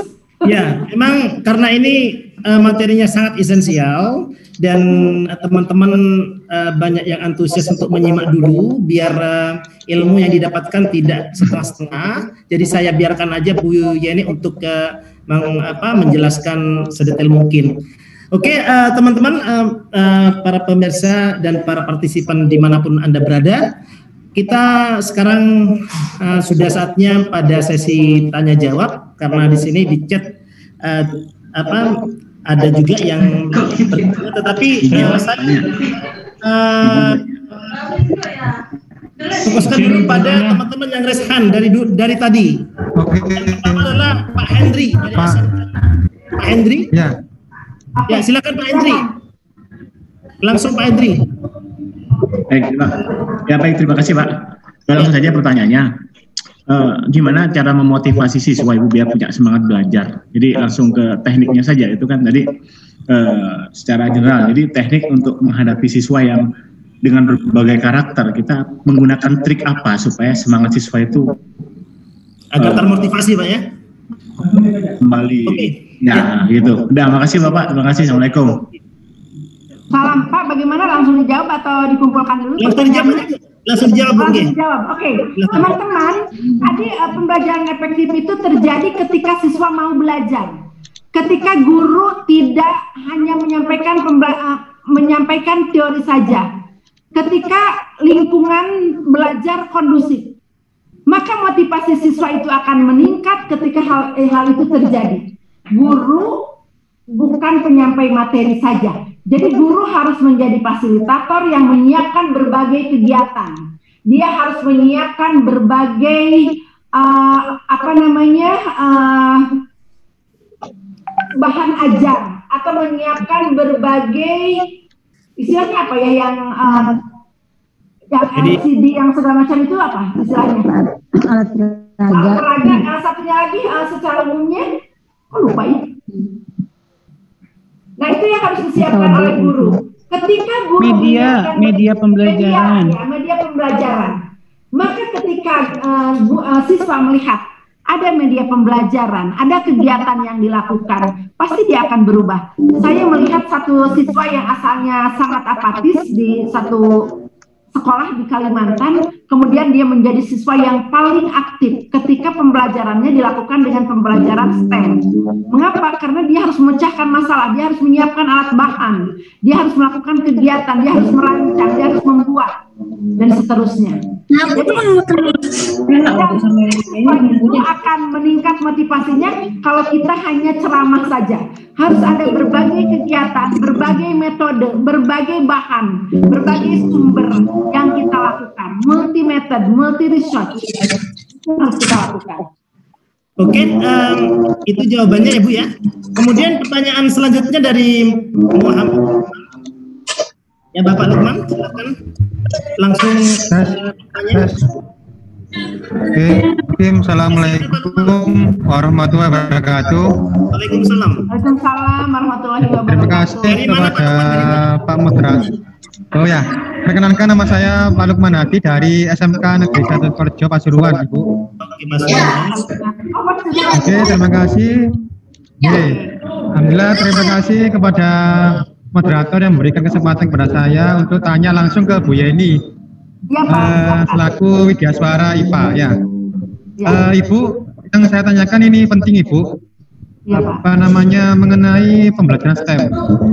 Alhamdulillah pada bulan ini saya mengikuti pembelajaran STEM atau diklat STEM di P4TK PDC Ibu. Dan membahas pembelajaran ini Ibu selama kurang lebih 1 bulan atau sampai bulan. Nah, pertanyaannya ini Bu, ini mungkin yang apa namanya ini ya, yang urgen ya, mengenai ini Bu, pernah dengar nggak RPP inspiratif? Ya. RPP inspiratif yang diberikan oleh Pusdatin Kemendikbud ini tuh kan 1 lembar Ibu, apa namanya? Kalau kita kerucutkan ke dalam pembelajaran SMK yang mapelnya itu produktif, itu kalau misalkan 1 lembar nggak mungkin Ibu. Ya, jadi kemarin sudah saya tanyakan itu 2 lembar. Ya, pertanyaannya apa Pak Lukman? Langsung pada pertanyaan Pak Lukman. Oh iya ya, iya. Pertanyaannya ini Bu, adakah apa RPP yang sekiranya tidak mengurangi KD kan dari sekarang kan ada KD penyederhanaan Ibu. Jadi materi disederhanakan, terus kurikulum disederhanakan. Adakah RPP yang sekiranya tidak mengurangi KD secara signifikan atau tetap mencantumkan sedikit-sedikit KD yang sudah ada di RPP inspiratif itu, Ibu? Tadi itu. Oke. Mungkin ada aktifnya bisa langsung dijawab RPP Ibu sesuai dengan STEM. Mungkin sudah bisa ditangkap pertanyaannya tentang RPP. Pak Lukman, terima kasih. Dan ini adalah pertanyaan dari banyak guru di seluruh Indonesia. Jawabannya adalah merdeka belajar. Teman-teman merasa nyaman dengan RPP 1 lembar, cukup dengan RPP 1 lembar, silahkan pakai karena sudah ada payung hukumnya, walaupun itu baru surat saja. Tapi kalau teman-teman tidak nyaman dan merasa bahwa itu terlalu singkat, tidak bisa menjabarkan apa yang ingin teman-teman lakukan di kelas nanti, teman-teman gunakan RPP sesuai dengan standar proses. Dan RPP itu pasti harus mengacu pada KD. Tidak mungkin tidak ada KD di RPP, walaupun dinyatakan di sana hanya ada tujuan, kemudian langkah-langkah pembelajaran, kemudian ujungnya ada assessment, tetap di tujuan itu ada KD-nya.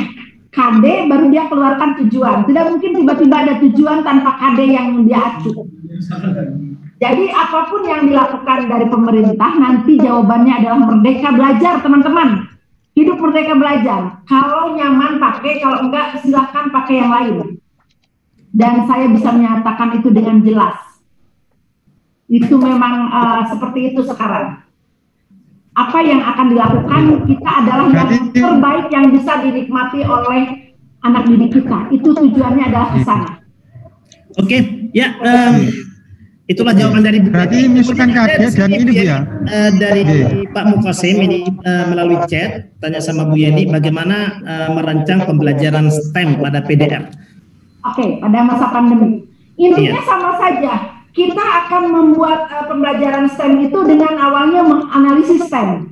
Jadi satu KD kita jabarkan. KD untuk sainsnya, sains itu bisa materi apa saja ya, bisa bidang studi apa saja. Indikator untuk sainsnya, kemudian indikator untuk teknologinya, indikator untuk engineeringnya, dan indikator untuk matematiknya. Nanti kegiatannya kita harus lihat yang memungkinkan bisa dilaksanakan di PDR. Artinya, apakah mungkin siswa bisa berkumpul per kelompok 4 orang untuk mengerjakan satu kegiatan, atau kalau tidak memungkinkan berarti kita cukup memberikan kegiatan-kegiatan yang tidak perlu siswa berkumpul, cukup dilakukan oleh masing-masing. Jadi memang nantinya akan lebih memberatkan karena STEM itu intinya sebetulnya adalah kerja kelompok, tapi siswa sebetulnya teman-teman bisa diminta untuk berdiskusi di dalam kelas kita, di dalam breakout room. Teman-teman udah pernah melakukan itu di kelas Zoom, bisa dibuat breakout room sehingga kita bisa membagi siswa kita menjadi beberapa kelompok dan mereka akan berdiskusi di situ. Atau bisa mereka berdiskusi lewat WA. Intinya tetap lakukan langkah-langkah ketika membuat pembelajaran STEM pada masa yang normal. Artinya ada analisis STEM dulu, kemudian kegiatan yang akan dilakukan dipilih yang sesuai dengan masa pandemi, dengan masa belajar di rumah BDR. Oke, terima kasih pertanyaannya tadi dan terima kasih Bu Yeni sudah memberikan penjelasan yang luar biasa. Kemudian saya beri satu kali kesempatan. Ada yang mengajukan tangan Pak? Bapak, ya, Bu. ada saya. Pak, Bapak siapa ya dari sini? Ini ada Bu lagi Bu. Oh silakan Bapak. Oke. Silakan Pak. Jadi yang sedikit mau saya tanyakan, ini berkenaan dengan statement Ibu bahwa kita belajar melalui literasi. Kemudian saya hubungkan lagi dengan literasi di 4.0 yang tadi disampaikan. Nah kemudian dari situ saya menghubungkan lagi dengan statement Ibu juga tadi di dalam materi bahwa kita harus mengukur pengetahuan awal siswa.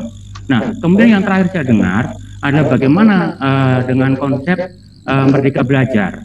Nah, kayaknya di sini sedikit tidak terjadi miskonsep antara yang saya paparkan tadi dengan konsep yang Ibu paparkan. Nah, karena gini, saya masih melihat bahwa apa yang Ibu sampaikan itulah konsep-konsep kayak bank. Jadi kayaknya guru itu sesuatu banget gitu, sedangkan siswa itu memiliki pengetahuan yang minim. Nah, anggapannya masih seperti itu. Nah, padahal yang sekarang ini yang di era 4.0 ini, siswa dengan kemampuan literasinya dia bisa lebih dari kita. Nah, konsep itu yang harusnya bagaimana pembelajaran dengan literasi ini ketika siswa kita melampaui jauh dari kemampuan kita atau kesempatan kita yang terbatas untuk mencari literasi, sedangkan siswa kita lebih dari itu yang harus mestinya punya solusi ketika siswa kita itu lebih pandai dari kita, lebih tahu dari kita. Nah, kayak apa dengan konsep literasi yang seperti itu? Nah, itu yang perlu dibahas sehingga nanti teman-teman di sekolah ketika memiliki 1 atau 2 siswa yang seperti itu, kita tidak tidak underestimate dengan diri sendiri. Artinya kita bisa menyiasati bagaimana pola yang harus kita lakukan. Saya kira yang seperti itu, Bu. Terima kasih. Oke, terima kasih Bapak. Siapa Pak? Saya nggak kebaca ininya. Ya, tadi belum memperkenalkan Bapak ya. Silakan perkenalkan Pak. Bapak Hari Siswanto Bu dari SMA Negeri 1 Rawang. Pak Hari tadi tulisannya kayak Pak Marta. Bapak Mahasiwa Bu. Mas Hari Siswanto gitu Bu. Mas Hari Siswanto. Oke. Pak Hari, mungkin ada sedikit kekeliruan yang ditangkap Pak Hari. Jadi ketika kita menggunakan pendekatan STEM, justru kita menganggap siswa itu adalah sudah punya kemauan belajar yang tinggi, dia mau belajar sendiri. karena kita memberikan permasalahan. Kita tidak mengajari, Pak. Kita memberikan masalah. Dan mereka harus mengucapkan masalah tadi. Misalnya dalam STEM yang pencernaan itu, saya menugasi siswa untuk membuat fermentor yang lebih, yang ada added value-nya, ada nilai tambahnya. Bukan fermentor yang seperti ada sekarang. Jadi ketika fermentor yang ada sekarang itu kita masukkan, kita tidak bisa ngatur suhu, kita tidak bisa ngatur kelembaban. Siswa harus membuat yang lebih dari itu. Itu artinya kita kan menjunjung pemahaman kita bahwa siswa itu ada seseorang yang bisa melakukan. Kemudian siswa akan melakukan searching internet, dia akan mencari. Dan dia bisa jadi lebih pintar dari kita loh tentang fermentor itu. Kan dia akan mencari kemana-mana. Dan dia akan merancang sendiri dalam kelompok. Merancang dalam kelompok. Dia akan membuat. Dan kita nanti akan bertanya, gimana cara ngatur suhunya? Gimana cara ngatur kelembabannya? Oh ini ya, oh ini. Mereka lebih tahu dari kita, tapi kita tidak perlu merasa lebih rendah ketika mereka lebih tahu. Karena dari sisi yang lain, kita bisa lebih tahu juga dari mereka. Lebih banyak tahu juga dari mereka. Jadi itu adalah fenomena yang ada sekarang.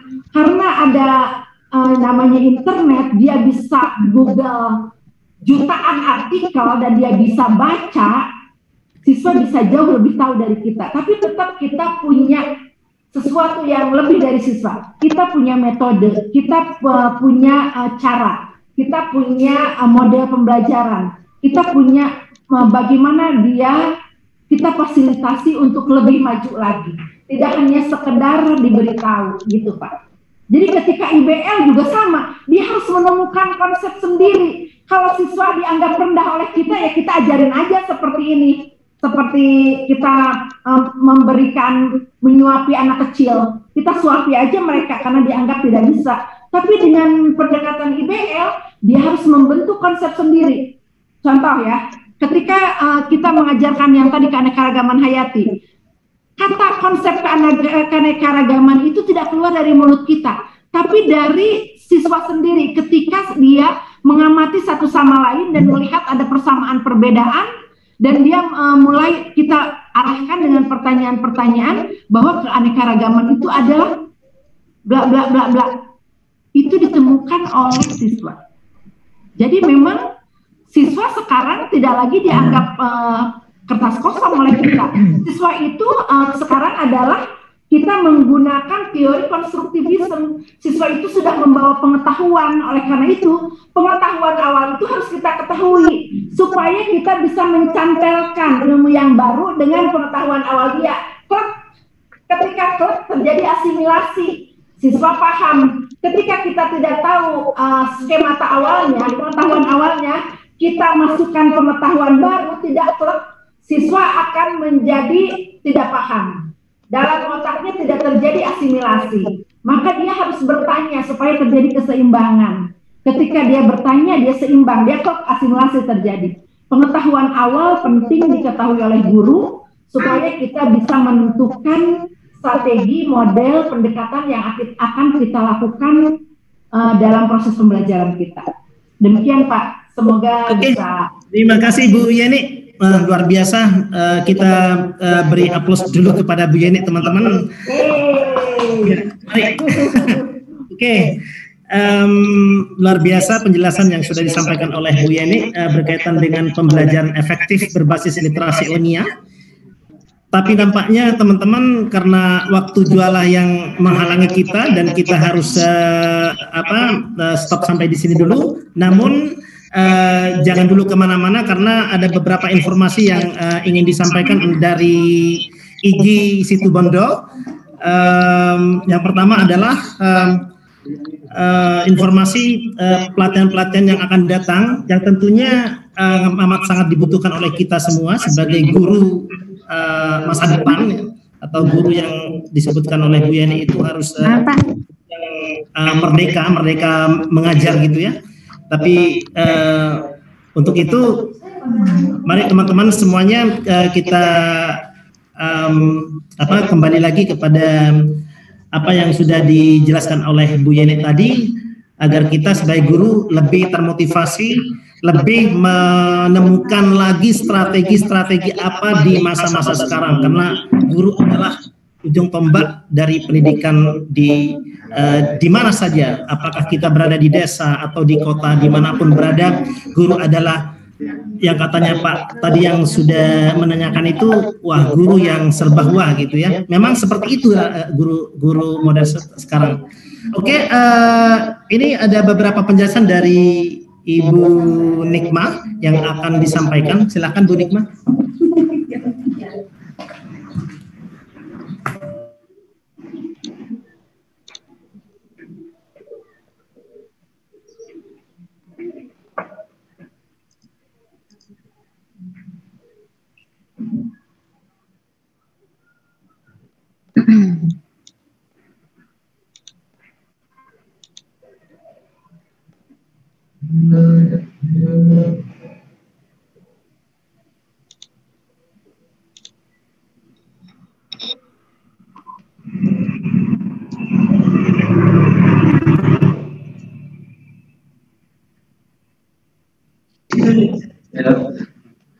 Oke, Assalamualaikum warahmatullahi wabarakatuh.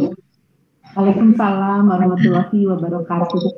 Terima kasih banyak Bu Yani, paparan yang sangat luar biasa.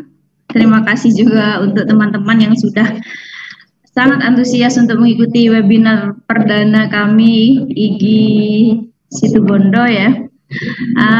Ada beberapa informasi yang ingin kami sampaikan pada kesempatan. Kenapa Pak? Ya, ada beberapa informasi yang akan kami sampaikan pada kesempatan kali ini. Jadi kami berharap Bapak Ibu guru yang pada hari ini sudah mendapat kesempatan bergabung bersama kami di webinar pendidikan ini.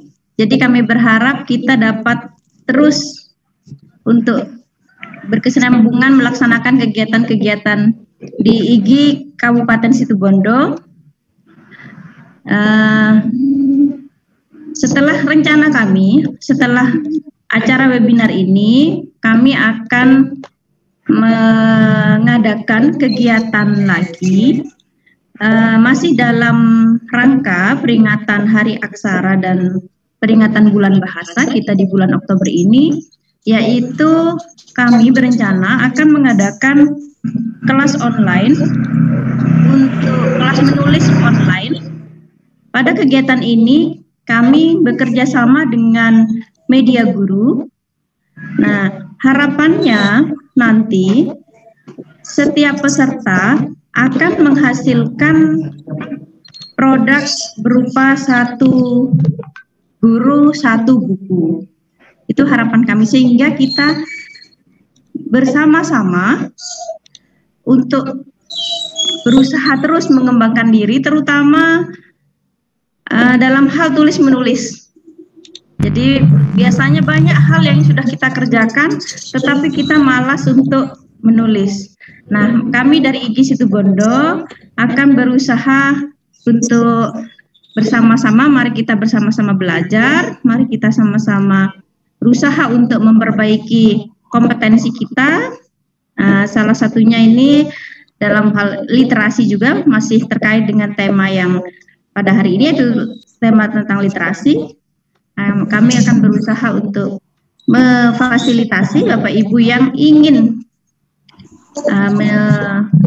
menerbitkan nanti media guru juga dapat memfasilitasi ya Bapak Ibu yang akan menjadi peserta di workshop 32 JP ini nanti akan difasilitasi oleh media guru untuk menerbitkan buku yang ber-ISBN. Berapa hari? Nah, ini nanti flyernya mungkin akan kami share ya di grup. Mungkin Bapak Ibu juga bisa sambil membuka grup, karena ini saya kebetulan tidak pakai laptop. Ibu. Iya, Bapak. Untuk durasinya berapa hari ya Bu? Ini sebentar Bapak saya share ya. Ini kebetulan ada di grup ya. Iya, saya share sekarang ya Bapak. Linknya juga itu kan Bu. Iya, saya kirim ke grup. Nah, iya. Jadi pelatihannya itu 32 JP, Pak. Jadi kita nanti Bapak Ibu yang mengikuti pelatihan ini akan mendapat sertifikat 32 JP. Kemudian ini akan berlangsung selama 3 kali pertemuan Bapak Ibu, tanggal 24, 25 dan tanggal 31 insyaallah. Bisa sampai dicek di grup. Jamnya Bu, belum ada. Iya, jamnya memang belum ada karena kami masih ngefikkan dengan narasumber dari Media Guru, Bapak. Nah, karena kita kerjasama dengan Media Guru, tentu kita harus ada kontribusi ya Bapak Ibu ya. Jadi untuk anggota dari umum kita ada kontribusi 150. Ngajak ruang daring aja Ibu. Kenapa, Bapak? Ngajak ruang daring aja Ibu untuk menulis. Kebetulan di ruang daring itu ada penulis dan saya bisa akseskan untuk menuju ke pemateri itu sehingga bisa digratiskan untuk peserta. Mohon maaf Bapak, kita ini sudah ada kontrak kerjasama dengan Media Guru Bapak. Jadi ya ini untuk yang Bapak Ibu yang berminat dan mau saja ya, monggo. Jadi untuk umum kita ada kontribusi 150 dan untuk anggota IG ada kontribusi kita potong jadi 125.000. Nah, ini berlangsung 3 kali pertemuan tanggal 24, 25 dan 31. Nah, kemudian kalau saya dari IG dari Ines Selatan Bu, tetap bayar ya? Kenapa? Saya kan dari Ines Selatan, dari Sumatera, masih tetap bayar. Ini kita kan kerjasama dengan pihak ketiga Bapak, dengan Media Guru. Jadi dari tanggal 31 kita ada pembinaan secara online Bapak. Jadi Bapak Ibu yang sudah mengikuti workshop 3 kali pertemuan. Jadi yang sama-sama lagi kan. Mohon maaf Bapak ya sebentar. Jadi setelah mengikuti workshop 3 kali pertemuan, Bapak Ibu akan difasilitasi untuk pembimbingan selama 1 bulan. Jadi bisa konsultasi 1 bulan dengan para narasumber, kemudian sampai Bapak Ibu mampu menghasilkan 1 buku ber-ISBN. Itu sudah free ya? Free ISBN-nya ya? Free ISBN, tapi biaya cetaknya itu langsung komunikasinya dengan Media Guru Bapak. Jadi yang 105 biasanya 350. Ada tuh.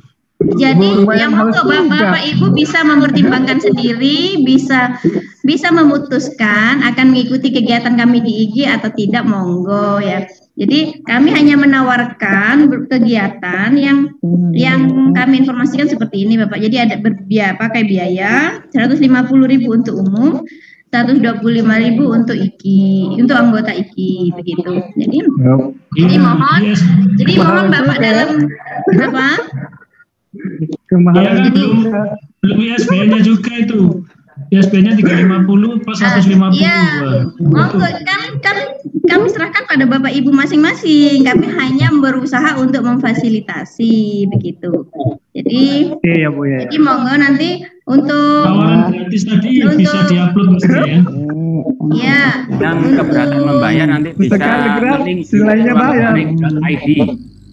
Di ruang daring ID nanti kita wadahi berapa orang informasi yang mau bergabung, nanti kita fasilitasi untuk free. Untuk informasi berikutnya Bapak Ibu, jadi bisa di grup. Jadi silahkan bisa membaca dan nanti untuk sertifikat dan materi dari Bu Yeni serta informasi tentang kelas menulis online ini nanti kita sampaikan di Drive. Linknya akan kami bagi di grup.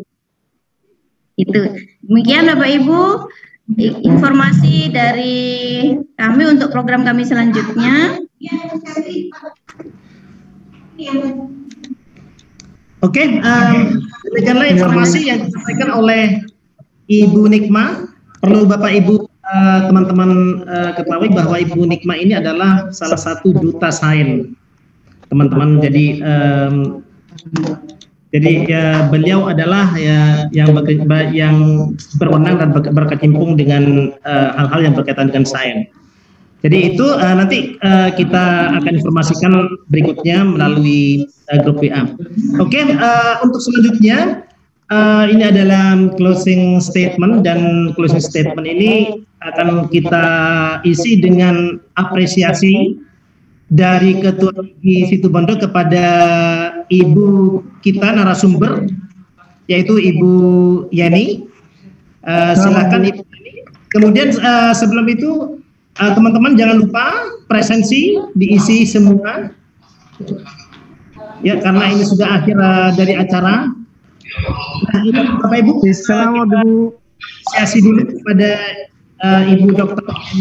Yeni yang sudah menyelesaikan memberikan materi kepada kita semua. Kita ucap terima kasih yang banyak dan yang luar biasa. Ya, terima kasih sekali ini. Dari salam dari Niasmu. Dari Pak. Yang home. Silakan Bapak Musa. Silakan sertifikatnya atau foto bersama dong.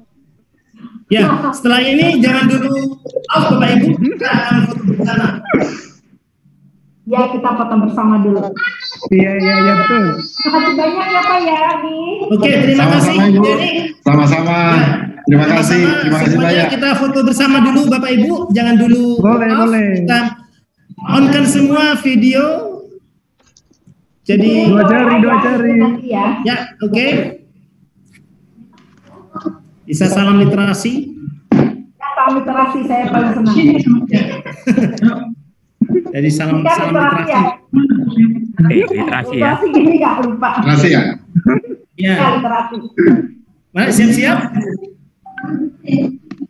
Oke.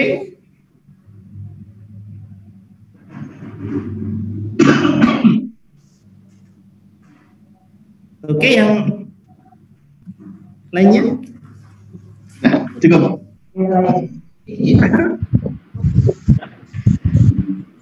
Nah, satunya lagi.